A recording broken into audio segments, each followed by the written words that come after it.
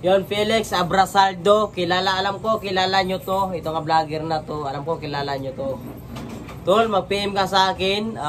Kung gusto mo pumunta ng Manila, tutulungan kita. Yan kasi alam ko nga, gusto mo rin nga makamit mo si Boy Tato. Yan, kung gusto mo lang kung willing ka lang pumunta dito sa Manila, kung willing ka lang talaga. Pero pag kaya mo pumunta, hindi wala tayong magawa kung kaya mo pumunta, Kaya tol, mag-isip-isip ka muna. Kung pumunta ka dito sa Manila, kung gusto mo, kung dito ka lang tumira, papayagan kita.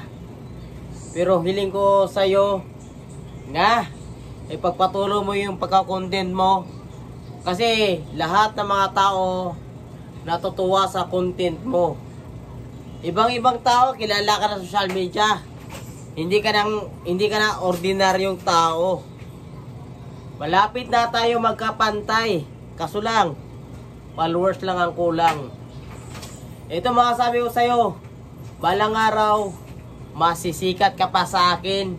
Pagbutihan mo yung pagkukontent mo. At saka higit sa lahat, huwag mo tularan ng ibang vlogger nga hindi namamansin sa social media o sa totoong buhay.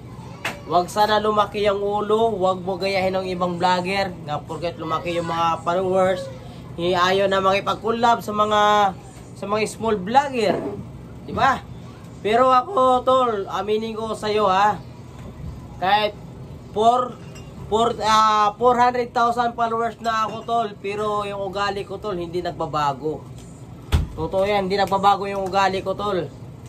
Kasi pinapansin ko yung mga tao nga hindi pa na-monetize sa Facebook. Pinapansin ko. Dapat gayahin mo rin ako tol nga mamansin ka sa mga tao at saka wag mo ipilit yung sarili mo nga maging mabait ka dahil may kamera. Wag ganun, kung ano yung ugali mo kahit walang kamera, mabait ka pa rin. Ito masabi ko sa iyo tol, pumunta ka ng Manila, mas maganda pag sa Manila ka, kasama mo yung mga sikat yung mga vlogger nga katulad ni Boy Tato. Yan, baka matulungan kita sa mga content mo. Kasi kulang ka pa talaga sa mga experience sa mga content. Kailangan mo talaga nga may nagpapayo sa iyo sa mga content. Pag nakapunta ka ng Manila tol, kung willing ka makapagpunta, PM mo ako tol Kung willing ka pupunta tol, PM mo ako kasi natuwa talaga ako sa video mo. At saka shoutout pala sa mga pamilya mo, lalo sa mga followers mo, shoutout. Ingat ka lagi, good luck.